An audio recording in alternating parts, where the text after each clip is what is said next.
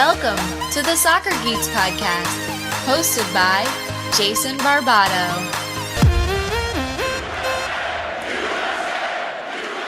Hi, this is Marissa Callie. We're back with another episode of SoccerGeeks. Hi, Jason. Welcome. Marissa, how are you doing today? I'm doing great. It's middle of the week. This won't get released for a while, but it's just a busy week, and I'm super happy to be busy. I know there's a lot of people that are not able to be so busy in their work and, provide impact in different ways. So I'm happy. How about you? How are you doing? I'm doing fantastic. Obviously, every time we record the show, I'm very excited about the conversations that we're about to have. So there's that mixture of kind of nervous energy and just fanboydom, that kind of is bustling in my heart because I get so excited about the wonderful guests that we book on our show. And so I would love for you to introduce who we're going to be chatting with today. Sure. Yeah, we are going to have Glenn Crooks. He is affiliated with NYCFC, has a long history in the U.S. soccer landscape, and we're going to get some insight into his background in coaching and also maybe touch in how the soccer landscape has changed over even the last couple of years. So we're happy to have him. Absolutely. I'm super pumped. He is such a wealth of knowledge and is such a skillful interviewer with just the level of insightful questions that he asks. And I know that the folks that listen to our podcast get your pens out, folks. You're going to get ready to go to class with Professor Glenn Crooks today. So it's going to be a wonderful lesson for all of us. I'm looking forward to the conversation as always. Yeah. And with that said, let's bring him up and I will head backstage. I'll come right back when you guys are ready to wrap up. So enjoy the conversation. So much. Thanks, Marissa. Glenn, Bye. New Jersey's born, bred, and raised, and very own. Welcome to the show here on Soccer Geeks Podcast. We're very excited to have you, sir. Thank you, Jace. I heard you talk about the wonderful guest. So am I the most wonderful guest you've had? Is that it? If I start putting people on levels, it just gets me in a lot of trouble. I'm just trying to get you in trouble right off the start. No, it's good. Let me just say you have probably the largest national audience of anybody I've had on so far. Is that fair? Right? Well, it's been an interesting ride, and it's a pleasure to be with you and talk about some of these things. Absolutely. One of the things that's just so dynamic about you is you wear a lot of hats. You are the head coach of the Rutgers University women's soccer program. One of the places where I was introduced to you, you host on Sirius XM FC channel 157, the Coach's Corner, which I have just gleaned so much information from. As Marissa said, you're also the voice of NYCFC, the broadcast team there, and then you also write articles every so often with Pro Soccer USA. Do you love soccer, Glenn? I do, but I love sports, so I'm a sports guy. Now I spend so much of my time on soccer, I don't get to really watch the other sports maybe as thoroughly as I would like. Like, for instance, I got home from the coaches convention in Kansas City, and it was Sunday, and there were 2 NFL playoff games on. I was just exhausted. I just put my feet up. I was the only one home. And I watched these games. My son was out of town, and we were texting throughout because they were unbelievable games. Yes. I was like thrilled to watch these games. And I'm a sports fan, but I've been turned on by soccer for quite a few years. Absolutely. What was it for you, growing up in just your background? What was it for you that really drew you in about soccer? Was it something that you grew up playing, and so it just kind of one door open and here's another? Was there really the passion side of it that, you really wanted to pursue something you really connected with and loved? Or what was it that really rooted you? And, from a career standpoint, a family standpoint, your influence on other standpoint, what was it about the game for you that really drew you? Well, I'm a lot older than you, Jason. So when I'm 8, 9, and 10 years old, there's no soccer. There's no soccer in my town. There's no soccer. So I was a big baseball fan, still am a Yankees fan, and my father would take me to Yankees games, and that was the thrill for me. And as a kid, I wanted to play second base for the New York Yankees. And along the way, a German gentleman moved into town, and then a guy who became my great best friend and his dad, they formed this Somerset Hill Soccer Club in Basking Ridge, New Jersey, and we started playing. But the first time I remember being crazed about the game, just like, whoa, was Mr. Reichenbach, his name was. And he put a carload of us into New York City, Madison Square Garden, the Felt Forum, it was called, where there were a lot of boxing matches, but they had a closed circuit telecast of the FA Cup final. This is the mid 70s. And it was just, just to see it that big. And that's the only way you saw games then. This was closed circuit. It wasn't like you could go home and turn on, NBC Sports and watch the game. No, man. And it was large, and what they were doing in the air game, and how quick everything was. It was just like, whoa, and that was the moment that really where it started to take off. I started to play, and from then on, I just kept growing with the game. Yeah, it kind of took you where it took you. For myself, I didn't grow up playing soccer. I grew up playing kind of quote unquote all the traditional American sports as well. And I had a buddy that I had worked with who was from Seattle. And he kind of taught me how to watch a soccer game. When you're coming from other American sports and then you watch soccer, you kind of don't know what you're really watching. You're just looking for action, right? So it's relatively low scoring.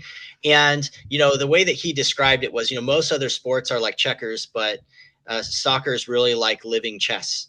It's watching competing philosophies in real time. And you have to learn kind of how to watch it, how to understand it, and to really appreciate it. And then, he was from Seattle, so he ended up taking me to a game up at CenturyLink Field. And, it was one of the most magical, romantic, sporting experiences, I think, of my life. And it just had absolutely, converted me, if you will, from a sporting sense. So there's something really romantic about the game. I think that that everybody who falls in love with soccer kind of has that experience and should at some point in time. How long have you've been coaching at Rutgers University for quite a long time, as I understand it, correct? Well, I'm the former coach. I retired a few years back. So, okay, fair enough. I was there 14 years, 25 years coaching D1, all on the women's side, and have coached club since 1980. And currently at the Players Development Academy, PDA, here in Jersey. And I ODP and a lot of different experiences on the sideline as a coach, and I didn't play in college because I did go to college for broadcasting, and I wasn't quite sure what was going to happen with that, but I got a job right out of college where I was just a sports director for a local radio station here in Jersey. But from that point, I was still playing indoor, and I loved the game, and I fell upon a councilman in town who said, "Hey, you should coach the new girls soccer team at Ridge High." And I was like, "Well, okay, but I'm not well schooled in coaching, But I was coaching his son on the club level, and I really didn't know a lot of what I was doing. I understood the game. I loved the game, so we tried to do our best. And eventually, I took over the Ridge High girls soccer team. Their most famous alum is Tobin Heath from the U.S. women's national team, and pretty famous alum, by the way. Yeah, who I got to train a little bit at PDA, and then also with the Olympic Development Program in Jersey.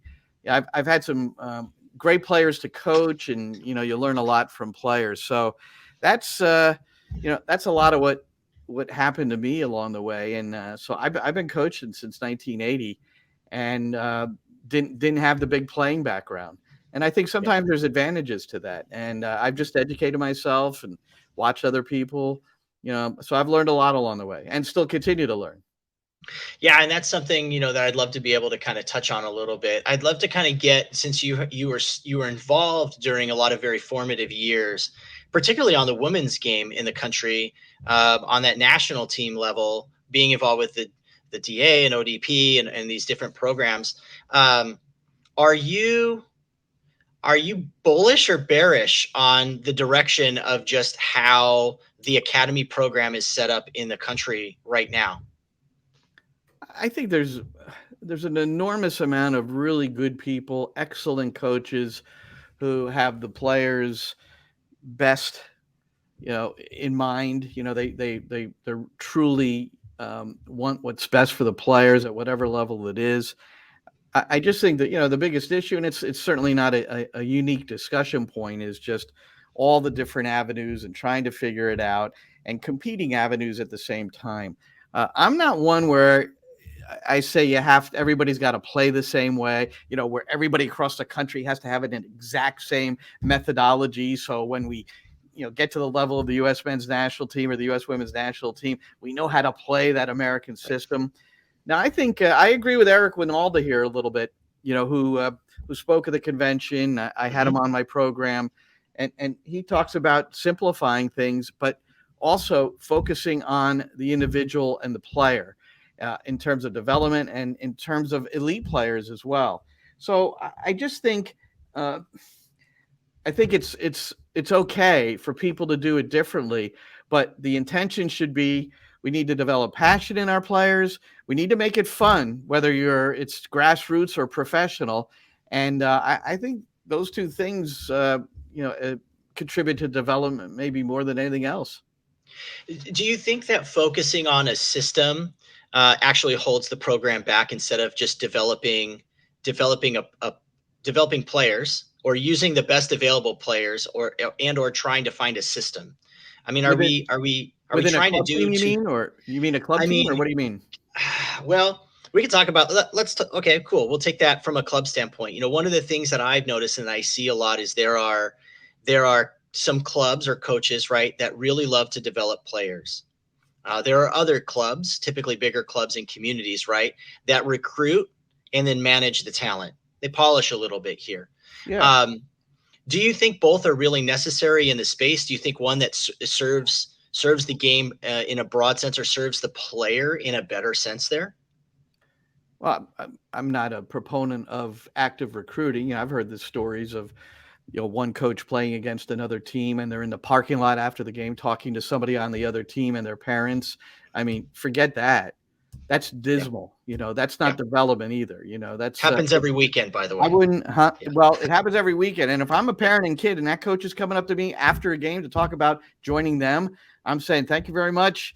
You're not the kind of person I want to play for, because there's something kind of ugly about that.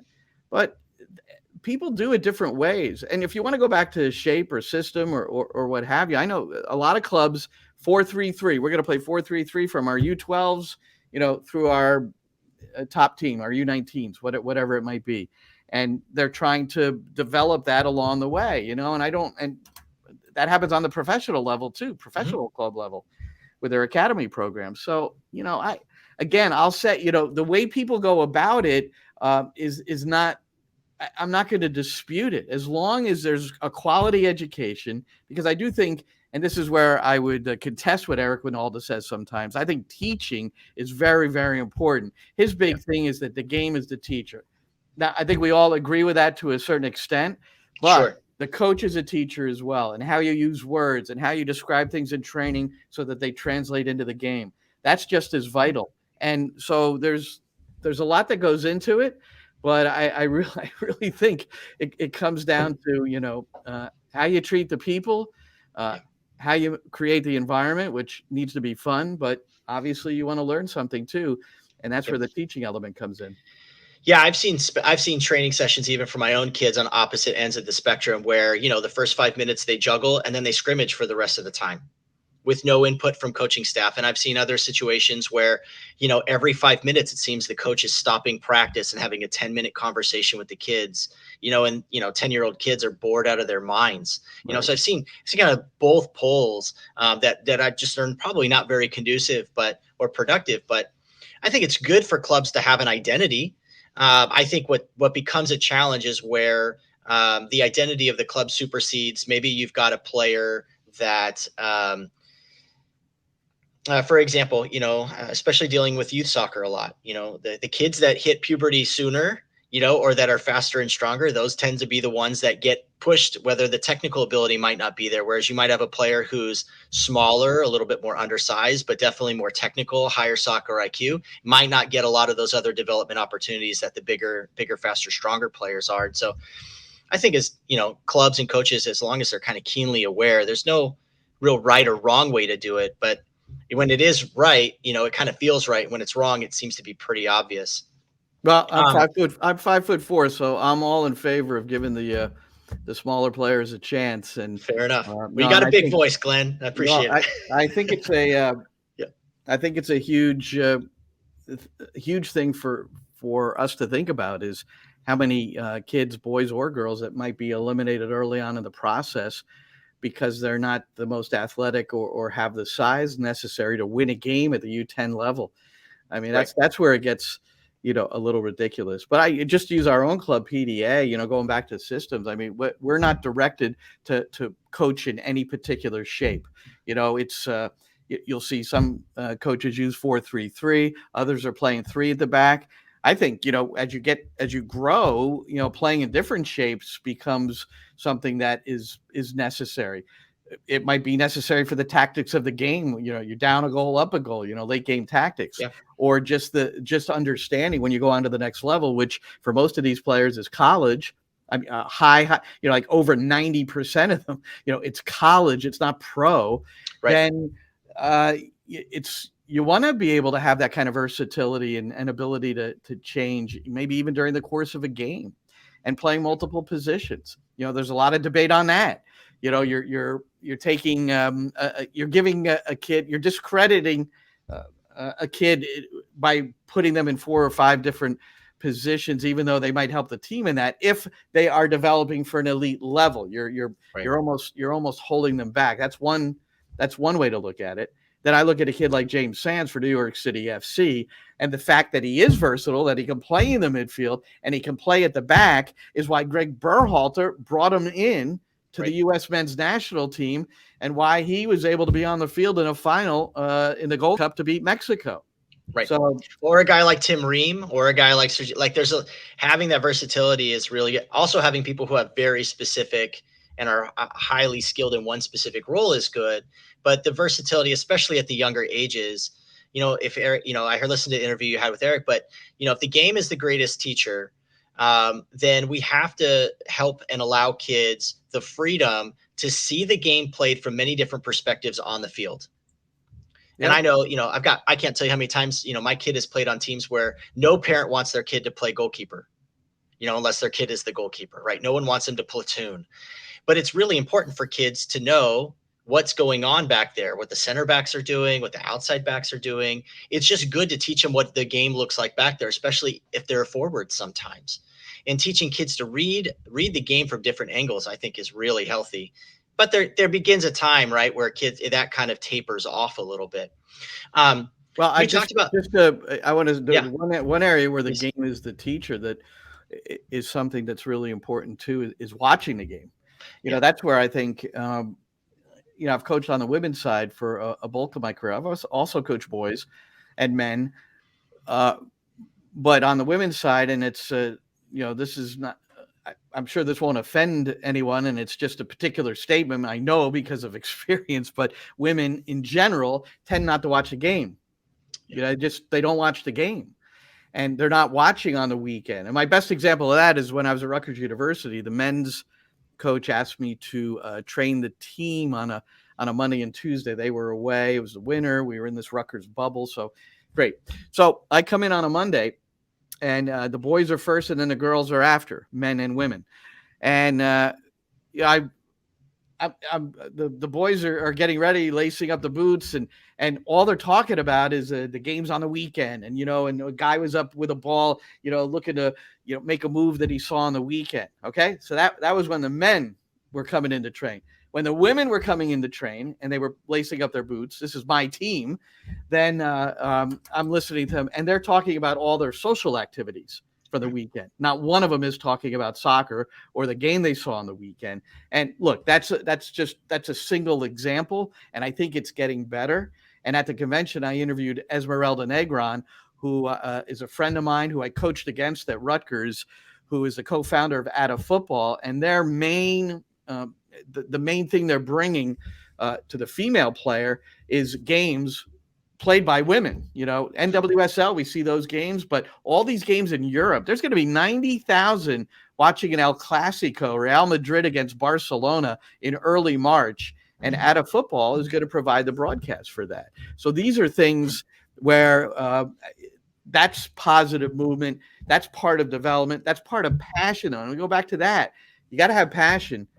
That's what makes it. Ultimately, you got to be passionate about what you're doing, whether you're coaching or whether you're playing. Sorry, I had a little background noise there. Tell my wife to keep the kids quiet out there. My apologies. Do you feel my kids are out of the house? I have no pets. The best was I was doing an interview with this guy, Ben Bartlett. He's Fulham Academy guy. And I'm doing it just like you and I are doing. And a cat just kept coming across his in front of the stream and meow. And I finally said, Ben. Life happens. We were laughing. Life happens every day. One of the things that I do, I have 2 daughters. One is 12. I have 3 daughters, 2 that play soccer. And my 14-year-old, is not interested in soccer whatsoever. So there's just no hope in ever getting her to sit down and watch, a game or a clip or anything. But, one of the things that I do, even as a dad, with the girls, is I get up, we're on the West Coast, right? So games start at 4:30 in the morning out here. Yeah, it's very, very early. But one of the things I do is I just try to always have a game on in the background. I subscribe to ESPN Plus, and one of the things I really appreciate about that app is they have so many collegiate women's and female games for the girls to be able to watch, and then for them to be able to watch the NWSL, when the season's going on as well. And I think it's really, really good for, as a dad of girls, I think it's so great to have that option for them to be able to watch other women play the sport is really a positive thing. Well, now you can take them to a live game, right? Angel City. Oh, I can't wait. Yeah. Wave is coming, man. And all the stars are aligning to be down here, 20 minutes from the house. So they're pretty pumped about that. Awesome. You talked about being at the United Soccer Coaches Convention this last week. I imagine that, there are some things there that kind of raise eyebrows and some things that kind of furrow the eyebrows, even with someone who is so well experienced in being around coaching and the conversations around coaching as you are. And I wonder if you might be able to share a couple really inspired and instilled like a greater sense of hope of where we're heading as, coaching growing in our country, and some areas that you kind of see for concern there as well. Well, I think the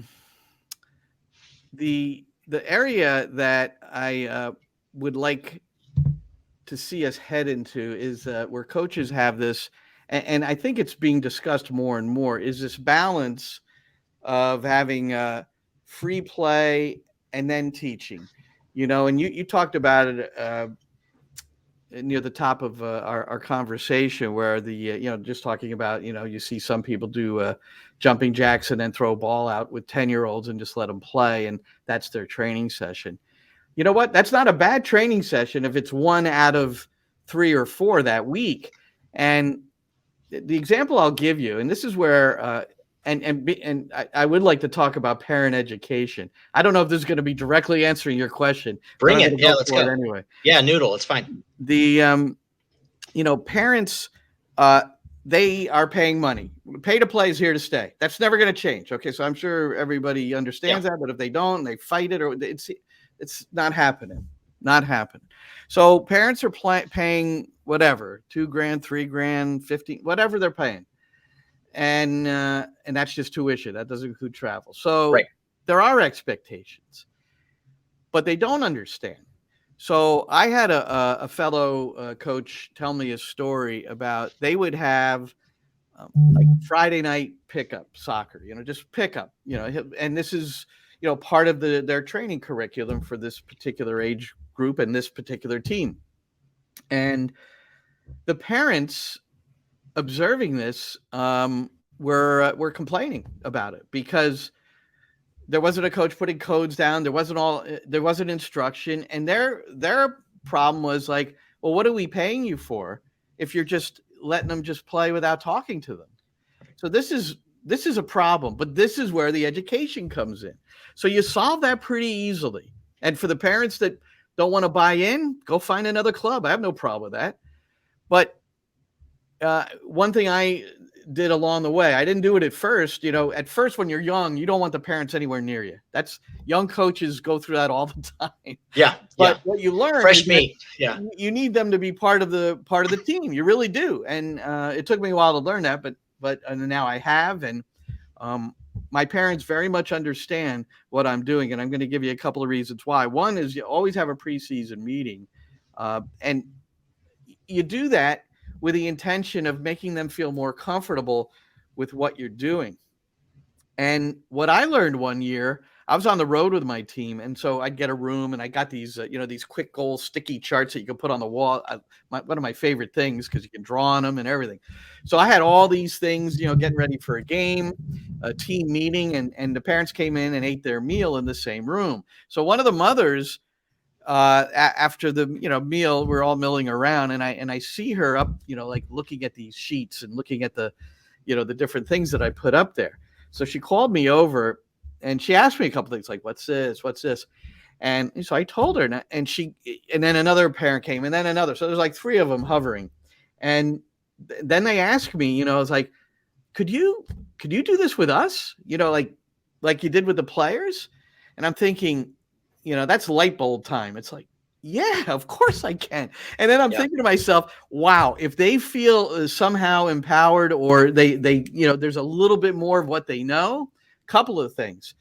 And this is what I told them too while I was going through this, is that I don't want to hear you on the sideline talking about anything they're doing in terms of how they're playing, because you don't know what we talked about. Now you know a little bit more of what we talked about, so you'll have a little bit more knowledge going in. Yeah. That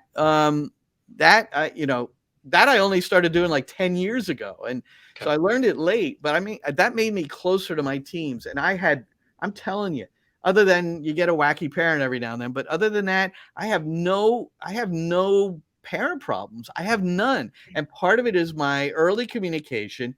Part of it is seeing something going on with a kid, or maybe even seeing the face of a parent after a game. And don't leave it at that, man. Go get them. Them, because you've already developed this relationship early on. So, the standard line is, you could talk to me, but you can't talk to me about playing time.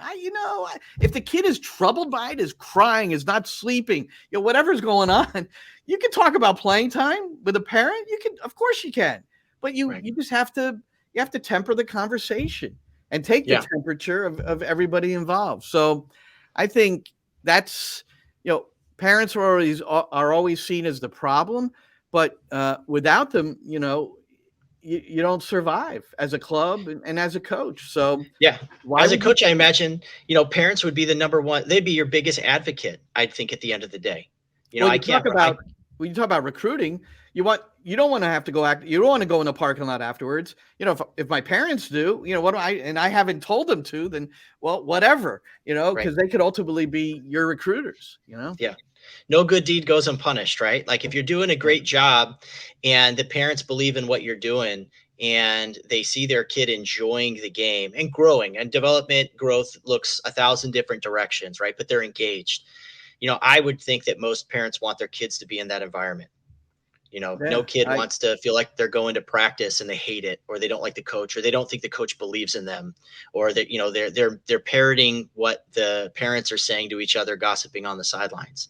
And it's and coaches my daughter, 8 years old, 8 years old. Okay. Do everybody hear that? 8 years old.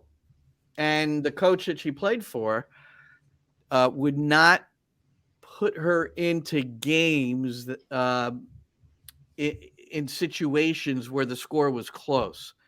Like she'd get her a few minutes in the first half, maybe at the start of the second half. But if it's 1-0, 0-1, anywhere 2-1, anywhere in there, she's not playing at the end of the game. Smart kid. At 8 years old. At 8 years old. Though. She comes to me and goes, I never play when it counts. I said, I see that too. So I knew the coach, again, a young guy, and just enthusiastic, but wants to win. And my daughter's not a horrible player, but she wasn't athletic.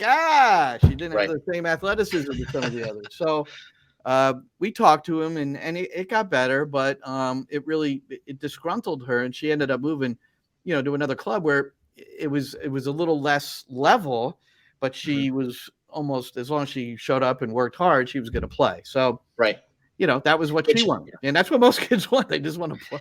Yeah, they want, most of it, especially as a father of girls, there's a lot of the social component, in it, I'm in Southern California where it's incredibly competitive. I've talked about it on our show before. I said, within 20 minutes, I can drive and go to 30 different clubs in San Diego. It's so saturated here. But there's been teams my daughter has been on where, there's a roster of 14. And at the end of the season, 7 of the kids are getting cut, whether they won every game or lost every game.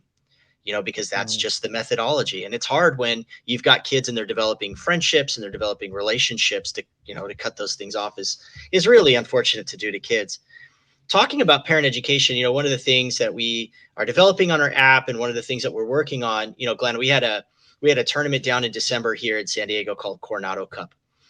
It's Coronado Cup. Coronado is absolutely stunning. And it's personally for our family, it's our favorite tournament to go to every year. But what we did is we took kind of our app and we did it. We kind of created like a half sheet of stat gathering content. And we just gave it to parents on the sideline. And we just said, hey, if you wouldn't mind just, gathering one or two stats during this game, we'd really love to see how you interact with it and what your interaction with is watching your kid and watching the game. I had more conversations with parents, post-game briefing that said, I just usually watch my kid play, but I don't know how to watch soccer. I don't know how to watch the game, but I learned more about what I should be watching for by just being more engaged in the whole, softening my gaze, to just not just narrowly look at a tree, but to look at the forest here and to learn how to actually watch the game. And I almost wonder, what we're doing as a club sport and as, a growing sport in this country and the professional level as well, to help people learn how to watch the game. What tools have you seen? I've got a couple that I can think of for my generation that have been amazing tools to teach people the game. But what do you think are some of the most effective tools to help parents learn how to watch the game, learn how to understand what they're seeing?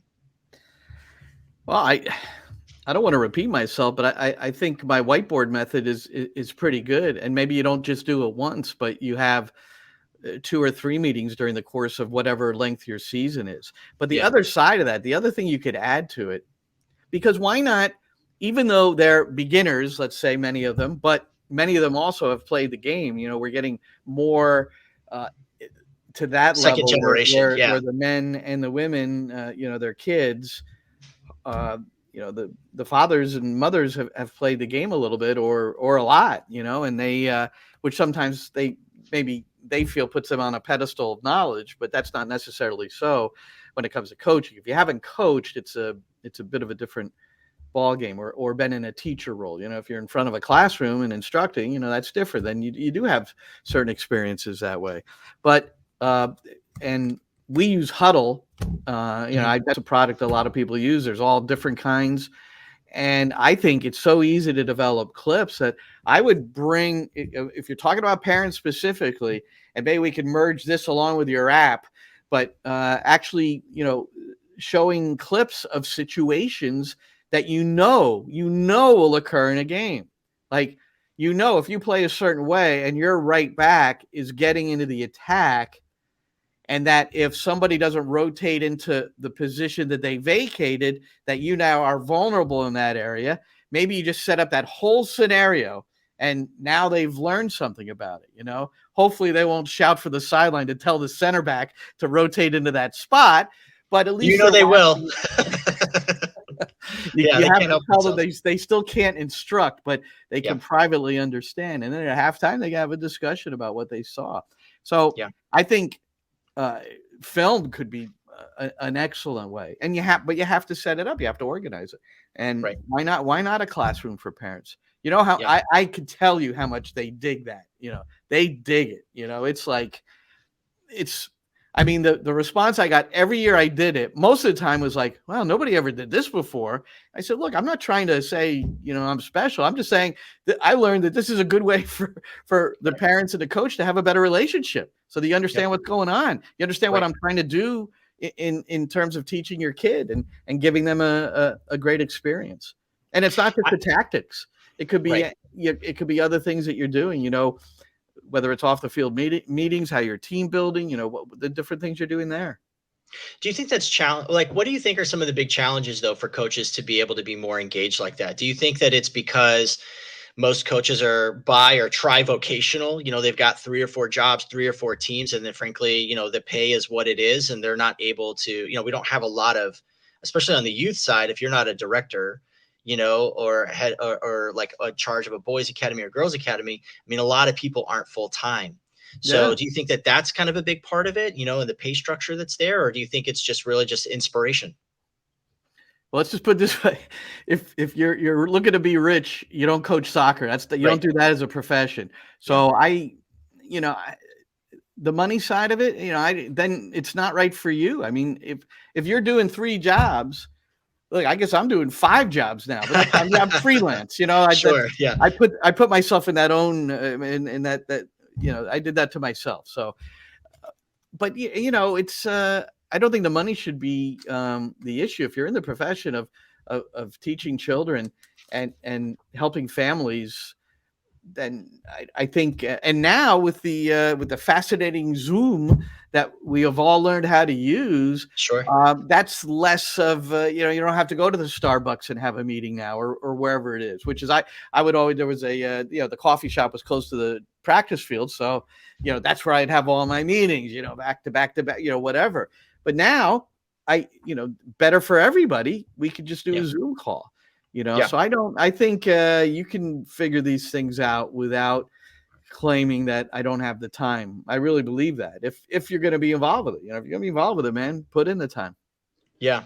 Circling back to what we had asked, I'd asked previously about the coaches convention. What's maybe one conversation or one technique or one product that you saw out there that really piqued your interest, that got you pretty excited about it, that you can share with us? Well, it's a product that I was already familiar with, but I really am a big proponent of it as I've learned more and more as we go along and they develop it. The tool is called, the company's Player Maker, and the tool is these, you put these 2 little devices like clips on each of your boots, each of your cleats. It's completely unobtrusive. I've talked to many players who wear these things, and then I'll explain to you what it is briefly. And they don't even know they're wearing it. I mean, you can see there's a guy in New York City FC, Tati Castellanos, who played with the under-23 Argentinian national team. They wore them. And what it does is it registers every touch. So it's right and left.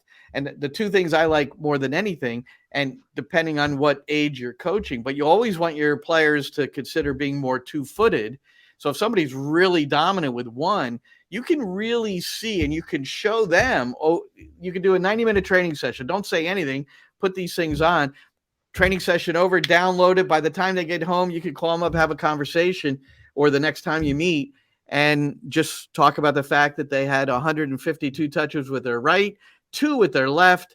We need a better balance. But here it is, Right. Here it is. Right. Now the thing, take that, and now that is able to, now I'll mention another product, Huddle again, but you can, the Player Maker and the Huddle can coordinate in a way where you can see every touch. So a game or a training session, if you're, you film it, and then you have the Huddle clips, you can somehow, the technical part of this, believe me, I don't know, the software and all that, smarter people than myself, but it works. And so that's exciting to me because it also monitors speed of play, like 1 and 2 touch football, which, so you can tell how, and it can tell how quickly the ball is released from the foot. So there's some really interesting analytics, and that's just a base coverage of that product. So that's the one, I saw them, I hung with them a little bit. I saw a little bit more about it. And, so that, I guess that was the one that I thought was pretty cool, but there's a bunch of them. And there were a lot of, VO, Speedio. There's a lot of them out there right now. Be Pro, talk to those boys, pretty friendly with them. Good guys. These things all have some interesting aspects. Mostly, we talk about the parents earlier. All these different companies now have figured out, and some ahead of others, but the stationary camera, the fixed camera, where you don't need somebody to film the game. Right. It's got a computer sensor in there. It can follow the ball. Amazing. Yeah. Makes it a lot easier, right? Yeah. Wearable technology, I think over the course of the next few years is going to be something that's going to be massive, just from a data standpoint. And I think it's where the sport should go, but it also, again, more information, more data just helps us really keen in on how players are developing. I tell my kids all the time, like, even God gave Messi a left foot and a right foot, and I expect you to use them both. Like, that's just the way it goes in the game. Like, it helps with just if you're looking to play college or pro, or, you figure out the different tools where you can get some measurements that, if somebody can't see you in person, you have the clip package you can send, and then you can buttress it with these different data points where people can see that, wow, this kid's pretty good. I need to go out, and that's how college coaches sometimes determine whether they're going to go out and see somebody in person. It used to be you send the VHS tape and you have to sit there and watch the whole damn game and not be able to see the numbers and all this kind of thing. But the things have improved since then. What were some of the things that you saw at the convention that it's, and you don't have to name names or organizations, because I don't need you to get in trouble in any way, shape, or form. But what are the things that through the years in your experience that you continue to see over and over, that just same old business as usual, and for some reason things are just not going to progress because these elephants are deciding that they're not going to move in this room? What are some of the things that you see kind of there that you're like, gosh, these are the things that need to change in here? I think it's more, look, with these people who do let's talk about the on-field sessions, and it could even be the classroom sessions. Yeah, I think coaches go into these sessions and, they want the world turned upside down. They want, all these new, they want to learn new methods and this, and, and I'm sure, if you listen closely to anybody who presents, you can pick up something. It might be the way they describe something, and they do it exactly the same way you do, but they use different words to describe how to maybe do an exercise, and that'll resonate and go like, wow, that's more effective communication of my player, something like that. But too often I'll overhear coaches coming out of a session and saying, oh, I've seen that before, or I've done it, that kind of thing. So I think it's less, the management or the people who are instructing or the different things we're seeing, and more and I think it's getting better. I think the whole coaching fraternity is improving in this manner, but that's listening and observing. And if I could take my favorite quote of all time from John Wooden, it's what you learn after you know it all that counts. So anyone that comes out of that session and is complaining about, the lack of, quality information, the lack of new information, I didn't learn anything there. You know what? I can almost guarantee you that they didn't watch or listen to it close enough to come away that. Now, Are there sessions sometimes that just fail? There are, because maybe the players can't do what the coach is trying to do. Those kinds of things happen. That's a real pressurized situation. You got an hour to prove your point, in one of these sessions. So and once again, I'm not sure if that answers your question. No, it does. Yeah. It does, because there is definitely, one of the things we've talked about on the show with the other guests that we've had, and I'll ask you this question that you'll get to answer. So I'll give you a couple seconds, minutes to think about it as we get ready to wrap up. I ask people week in and week out, if you could wave a wand and you could change one thing about how we're doing soccer in this country, anything where you could change it and it would either immediately improve, immediately be implemented, what would you improve? So far, the majority response is coaching in our country, like the level of coaching. And I think that because of the fact that we have such, as Alexi Laws talks about all the time, like an inferiority complex in regards comparing ourselves to the rest of the world. And we're a rather young country, or at least on the men's side. And the women's side, obviously we're we shot off like a rocket before everybody else did because of the college program. But I see that time and time again that people feel that we have an inferiority complex. And so, only if it's a new idea is it valid, and that sometimes the things that are old ideas are actually tested by time and are not subject to culture, and they actually supersede it. And those are the things we have to kind of rely on and should rely on a little bit more. Well, it's fundamental. So Peter Vermees, the Sporting KC head coach, sporting director, and Robin Fraser out at Colorado, the head coach, were two of my guests on the Coaching Academy on Sirius XMFC over the course of the year. And we spoke just about this. And Vermees said it quite clearly. I mean, his quote was essentially, slight paraphrasing, our coaching in this country is not good enough. Yeah. And he was referring more to the youth level and the fundamentals, because I was telling a story that I was discussing with Robin Fraser with him about 1-2 defending, pressure and then cover. And that how Robin Fraser was saying that he has these younger players, but sometimes even veteran players who don't know how to close down properly, who don't know how to play cover defense, the 1-2 defending. And he said, Robin Fraser was saying, we work on this all the time, because it's, you have to do it not just with youth players, but you have to do it with professionals. You have to remind it. So when we say, when Peter Vermees says, our coaches aren't good enough in our country, he's referring to the fact that they want to go do other things rather than get some of the mundane stuff done and do that properly.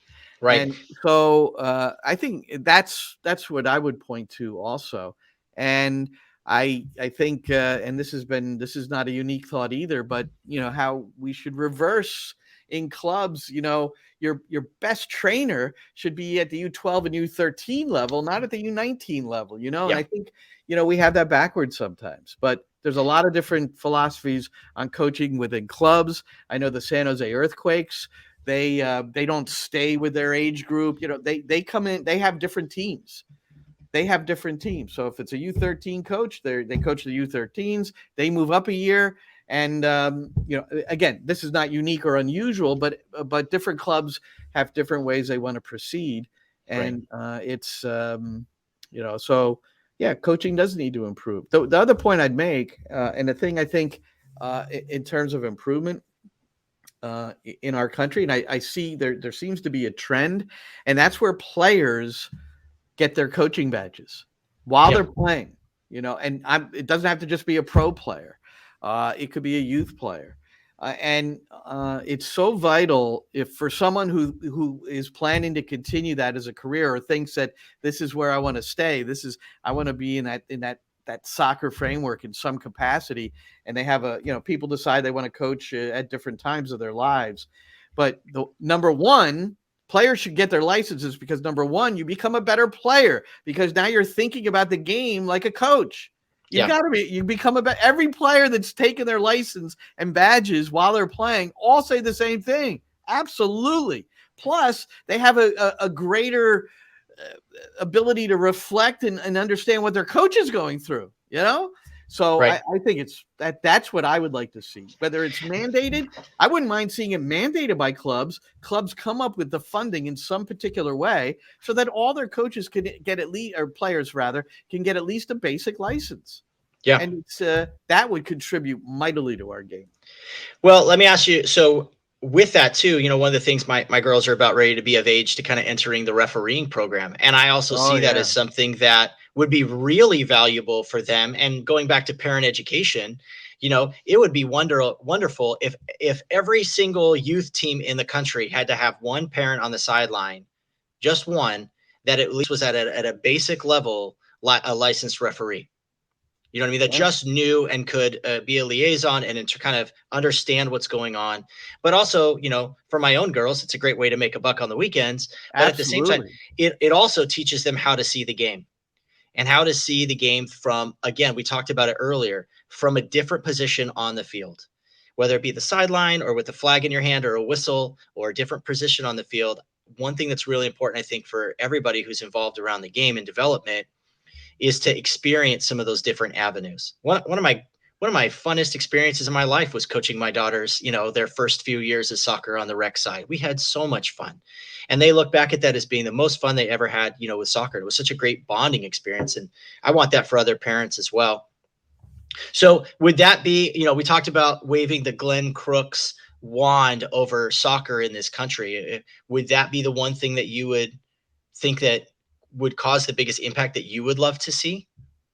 You're talking about getting a referee? No, coaching, like coaching job. Well, I mean, here, I'll ask you the question. Yeah, no, but yeah. I think the refereeing badge is also important. And my daughter did it. But, and this story has been told by people along the way. Here's a 10-year-old girl doing an 8-year-old boys game, rec, here in East Brunswick. And the coach on the sideline for one of the teams was this big guy, and he was belligerent and was yelling at her during the whole match. Handball, all this stuff. She's crying at halftime. I'm seeing her at halftime. And that was the last game she ever refereed, even though they were handing her $25 to do. I said, Morgan, please, you have to, let's keep trying it. And I understand it, but you have to somehow consider the source. But that's another parent education thing. It's coaching education. That coach should be suspended from coaching for a couple of years if that's how he's going to act on the sideline. Parent. Yeah, he should. Oh, yeah. It's just a parent that came in to do it, and right. And that's. But there's a dearth of officiating there's a massive shortage of not just quality referees, but referees, period. With a pulse, And you want players to be refereeing so that maybe that's another, they get a little cash in their pocket. And that's fantastic. But like you said, they get an understanding of the game. But I think even more importantly, Jason, is that just like I said, if you get your coaching badge, you understand what your coach is going through now. You get an idea what the referee's going through. And you're going to get a harsh word along the way. Any young referee that thinks that there's not going to be something happening, even if everybody's trying to be on their best behavior, you're going to get yelled at every now and then. So, but this was over the top. This guy, who I, by the way, brought my daughter after the game to him and said, look, she's really upset. I'm sure you got emotional and I understand, but you can't, we don't have enough referees, especially female referees. We don't have them. He goes, and he started saying, but it was a handball. And I was like, okay, this guy, it's just not going to happen. And that was the last game she ever officiated. It was like a dark day for me. I was like, come on, man. It's horrendous behavior, right? Well, two last things. One, I want to get to that question, where I want to hear what in your, from your heart and your passion, what you'd love to see change. But one of the shows that you had on the Coaching Corner that really impacted me a ton was when you had John Gordon on, who wrote book Training Camp and things like that. And I listened to that interview. I bought the book while I'm listening to you on SiriusXM interviewing him, and I actually read it during dinner time with my family. And I just want to say thank you, for always on your show, looking for those people that are going to be really adding positive contributions to the conversation that we're having at the dinner tables of America around the game. So I tip my cap and just say thank you for that, because it was a fantastic book. There were times where we got super emotional reading it, following along the story about this NFL player in camp and his whole experience there. But that interview really, really impacted me, and it kind of really endeared me to I think the passion behind your show. So I'll ask you in closing. Well, that's wonderful to hear. You should let John. You should let John know that too, because even though he's got all these followers and every other thing, he's a good guy. He would really appreciate hearing from you. Okay, well, fair enough. I will do that. So Glenn, you are just being given right now, a magic wand to be able to change one thing about the way soccer is in this country today. And I just would love to put that to you, that what would be the one thing that you would love to see changed? Well, if it was possible, and I just don't think it is, but if it were possible and I had this wand, I would like, and I've always thought this, it would be great if the elite players, which is like less than 1%, okay, in our country on the girls' side or the boys' side, if the elite players could train and play against each other in different regions of the country on a regular basis, or if a kid is in a club and then this other I don't want to call it a club. It would be this other group within the region met maybe once a week, even, where these players could go up against each other. And I do think the best training against the best, and then the best playing against the best, is one of the important parts of development. But the majority of players in our country are of that 99%, where they might have, some of them might have pro aspirations, but it's not going to happen. And the next level for them, more often than not, is the collegiate level, or they just want to, they've got the passion of the game that they just want a part of their lives, for their children after they pack it in, and whatever it might be. So I just wish that somehow the top clubs in every region could sort this out, so that we would have that as a possibility. It doesn't. I think there's been some hybrids of that, and that's the first thing that comes to mind when you ask that, Jason, because that's something I've asked people about all across the country, and to allow your 3 best players to go train with the 4 best players down the street, and the other 3 best players, 30 miles north, and have them taken away and trained by someone else. There's a reluctance to that. So right. In this large country of ours, as we try to figure out how we can sort things out, I always thought that regional approach, and it's not going to work in every region perfectly, because some regions, in the Midwest are different than here in the Northeast, where I am, where, there's 30 clubs, like you were saying, you got 30 clubs in a 20-mile radius. And I know it's not like that in some pockets, and some people will struggle with it a little bit to make it happen. But, if we could get something like that going, but it's difficult, because there's a lot of people that have to get together and agree to it before it can happen, but yeah. Hey, U.S. Soccer president, the U.S. Soccer is the federation, that's where leadership can really become an important factor, and you have to work hard at it, and you have to get people to find someone they trust. So that's a big thing. And I wish that futsal was more a part of the fabric of our development, and because I think it's rather than just playing like where you are. You're in San Diego, so you can play every day, 356 days, and never have to probably go inside. But I think having different environments to play in, and futsal, the different developmental items there, and yep. It's a little, keeping the passion and the fun of the game. I wish that futsal was, and I'm beginning to learn more about it, and featured a little bit more on my show too. And, like you've heard a lot about street soccer and free play, and, it's kind of in that same realm with me. Is like, all the guys I know that are of like my age or a little younger growing up, they just played pickup. They just played pickup. It was all prior to super clubs and all these different things. You played for your local club team, and you got up in the morning, you played, at lunchtime you played, and at night you played until your mom called you in for dinner. That was how a lot of people played and developed. And right. Can we blend that a little bit better? I believe we can over time. Glenn, thank you so much for your time today. What an absolutely fascinating conversation. Thank you so much for your contribution today. And I would love to be able in the future to have you back on the show. And, I'll be listening on SiriusXM, and just appreciate your voice in the space of trying to be a positive force of change with all your wealth of knowledge and experience. So from the bottom of my heart, thank you so much. And we really appreciate being on the show today, Glenn. Well, thank you, and good luck with the app. And when you've got it all secure and working and functioning, you make sure you let me know, and then you'll be a guest on SiriusXM FC. That sounds great. I love it. Thanks so much, Glenn. Enjoy the rest of your day, sir.